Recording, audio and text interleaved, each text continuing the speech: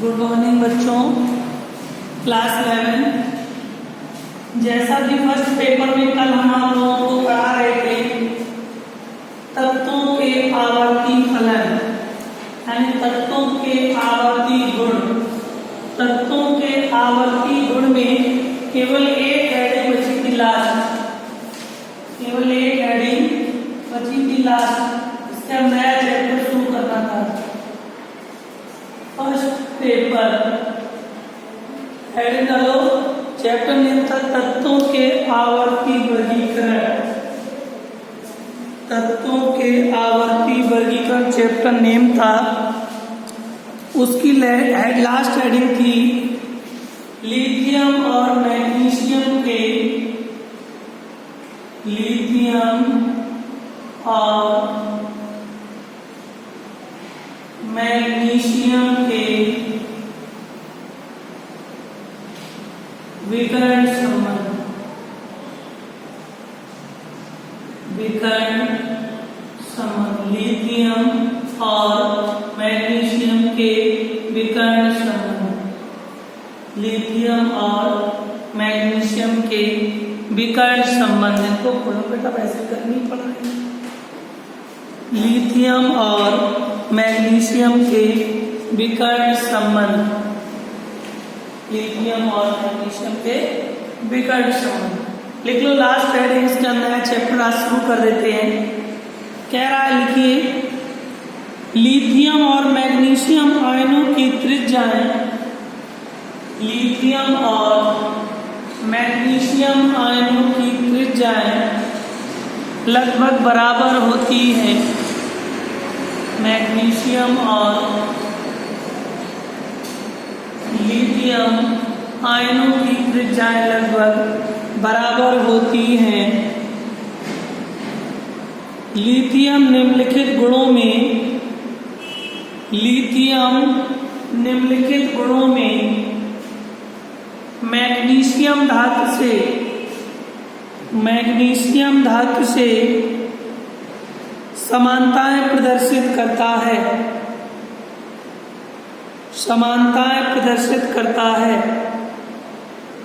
समानताएं प्रदर्शित करता है। अन्य चार धातुएं समानताएं प्रदर्शित नहीं करता है। अन्य चार धातुएं समानताएं प्रदर्शित नहीं करता है। समानताएं प्रदर्शित नहीं करता है। इनके निम्नलिखित गुण हैं। समानताएं प्रदर्शित नहीं करता है। इनके निम्नलिखित गुण हैं। इनके निम्नलिखित गुण हैं। इनके निम्नलिखित गुण हैं। लिखो पहला नंबर, मैग्नीशियम के समान, मैग्नीशियम के समान लिथियम ऑक्सीजन के साथ, लिथियम ऑक्सीजन के साथ, लिथियम ऑक्सीजन के साथ केवल सामान्य ऑक्साइड बनाता है। केवल सामान्य ऑक्साइड बनाता है, जिसका सूत्र लिखा है बोर्ड में Li2O। केवल सामान्य ऑक्साइड बनाता है। लिख लिया, जिसका नाम है लिथियम ऑक्साइड, जो सामान्य ऑक्साइड बनाता है, Li2O। नंबर 2 हेडिंग डालिए, मैग्नीशियम के समान, मैग्नीशियम के समान लिथियम नाइट्रोजन से, लिथियम नाइट्रोजन से सीधे संयोग करके, सीधे संयोग करके लिथियम नाइट्राइड बनाता है। लिथियम नाइट्राइड बनाता है। लिथियम नाइट्राइड बनाता है। ऊपर वाले का नाम था लिथियम ऑक्साइड। थर्ड नंबर लिखो। तीसरा पॉइंट, मैग्नीशियम कार्बोनेट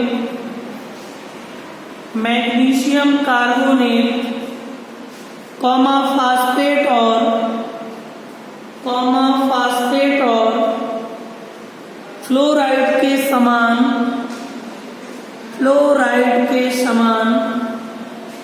लिथियम के कार्बोनेट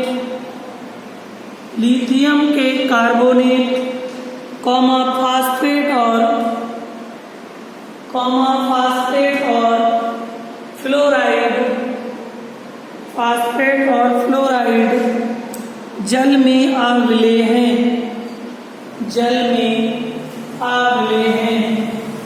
लास्ट पॉइंट, जल में आ मिले हैं। पांचवा एंड लास्ट पॉइंट, चौथा and last point, magnesium chloride के समान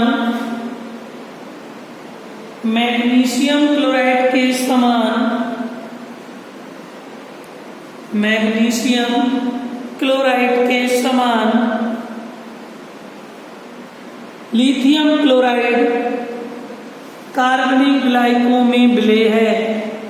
मैग्नीशियम क्लोराइड के समान लिथियम क्लोराइड कार्बनिक विलायकों में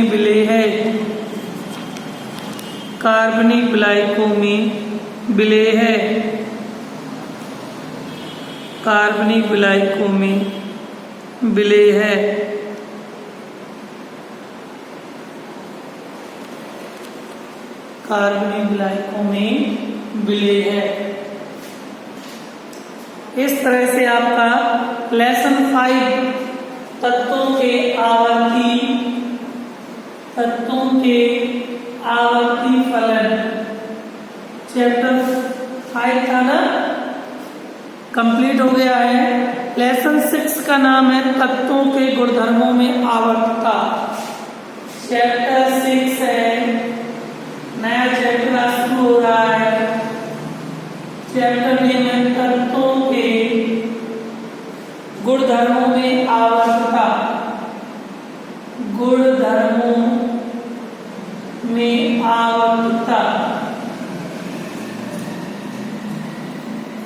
तत्वों के गुणधर्मों में आवर्तता। लेसन 6 का नेम है तत्वों के गुणधर्मों में आवर्तता।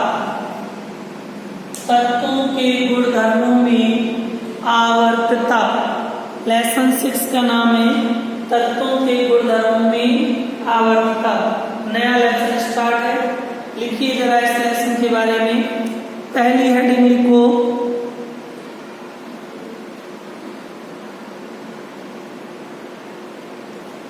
फर्स्ट हेडिंग लिखिए इलेक्ट्रॉनिक विन्यास।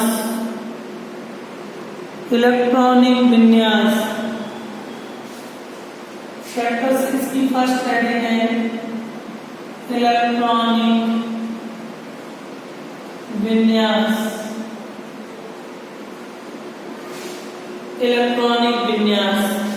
लिखिएगा, तत्वों को उनके परमाणु क्रमांक के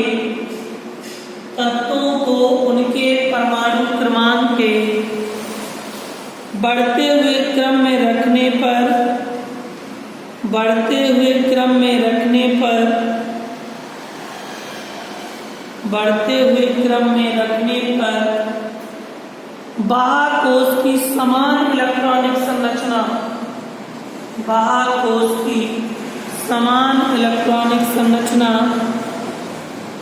बाह्य कोश की समान इलेक्ट्रॉनिक संरचना,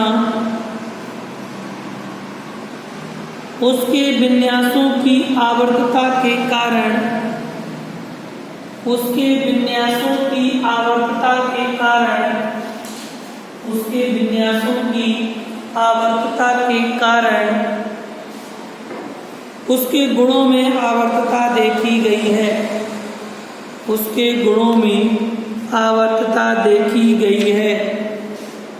उसके गुणों में आवर्तता देखी गई है।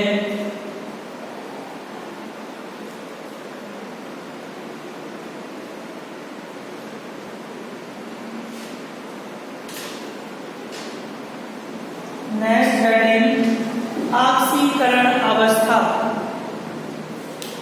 ऑक्सीकरण अवस्था, ऑक्सीकरण अवस्था यानी ऑक्सीडेशन नंबर। लिखिए बेटा,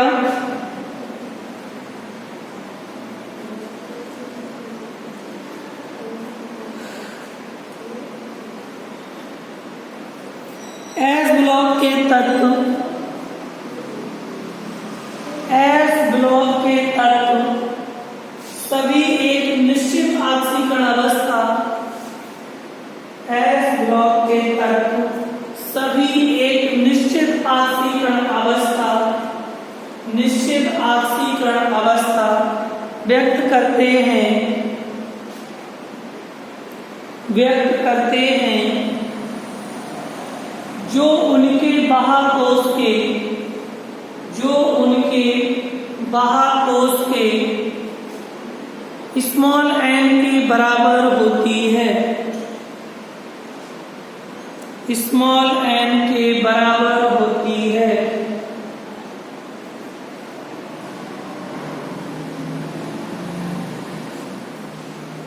नेक्स्ट, इसी में पी ब्लॉक तत्वों की ऑक्सीकरण अवस्था, पी ब्लॉक तत्वों की ऑक्सीकरण अवस्था, पी ब्लॉक तत्वों की ऑक्सीकरण अवस्था उनके धनायन या ऋणायन पर, उनके धनायन या ऋणायन पर दोनों तरह की ऑक्सीकरण अवस्था प्रदर्शित करते हैं, उनके धनायन या ऋणायन पर दोनों तरह की ऑक्सीकरण अवस्था प्रदर्शित करते हैं, ऑक्सीकरण अवस्था प्रदर्शित करते हैं। जिन तत्वों की ऑक्सीकरण अवस्था, जिन तत्वों की ऑक्सीकरण अवस्था 4 से अधिक होती है, 4 से अधिक होती है, उसकी ऑक्सीकरण अवस्था n-8 पर निर्भर करती है, उसकी ऑक्सीकरण अवस्था n-8 पर निर्भर करती है, n-8 पर निर्भर करती है।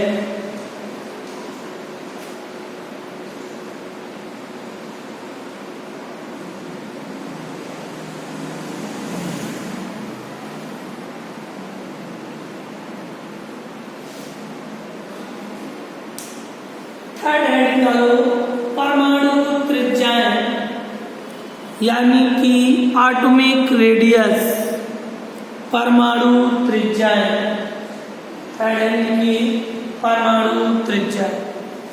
लिखिएगा परिभाषा, दो परमाणु नाभिकों के बीच की दूरी, दो परमाणु नाभिकों के बीच की दूरी, दो परमाणु नाभिकों के बीच की दूरी का आधा भाग, दो परमाणु नाभिकों के बीच की दूरी का आधा भाग तत्व की सहसंयोजक त्रिज्या, तत्व की सहसंयोजक त्रिज्या, तत्व की सहसंयोजक त्रिज्या या परमाणु त्रिज्या कहलाती है,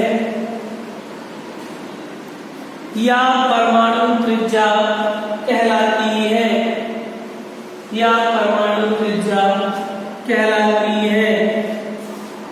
इसे एंगस्ट्रॉम, एक ऊपर बिंदु रख के इसे एंगस्ट्रॉम से व्यक्त करते हैं, इसे एंगस्ट्रॉम से व्यक्त करते हैं, इसे एंगस्ट्रॉम से व्यक्त करते हैं। फार्मूला लिख लो, परमाणु त्रिज्या बराबर, परमाणु त्रिज्या के कोष्ठक में और नाम लिख दें सहसंयोजक त्रिज्या। कहीं आपसे पूछ दे सहसंयोजक त्रिज्या या परमाणु त्रिज्या, तो सहसंयोजक त्रिज्या या परमाणु त्रिज्या एक ही बात। सहसंयोजक त्रिज्या है परमाणु त्रिज्या। दो नाभिकों के बीच की दूरी, दो नाभिकों के बीच की दूरी, दो नाभिकों के बीच की दूरी बटे दो, दो नाभिकों के बीच की दूरी बटे दो। देख लो कैसे, मान लो हम समझा दें, दो परमाणु हैं अलग अलग, मान लो जैसे हमने एक ही से दो परमाणु ले लिए क्लोरीन, तो इसकी और इसकी दोनों के बीच की ये जो त्रिज्या होती है, मान लो पूरी त्रिज्या हमने दो मान ली, पूरी कितनी मान ली? दो। लेकिन परिभाषा के लिए दो नाभिकों के बीच की दूरी का आधा भाग, पूरी त्रिज्या दो है तो उसका आधा भाग कितना होगा?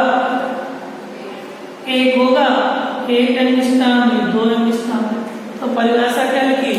दो नाभिकों के बीच की दूरी का आधा भाग उसकी परमाणु त्रिज्या कहलाती है, एंगस्ट्रॉम से व्यक्त करते हैं।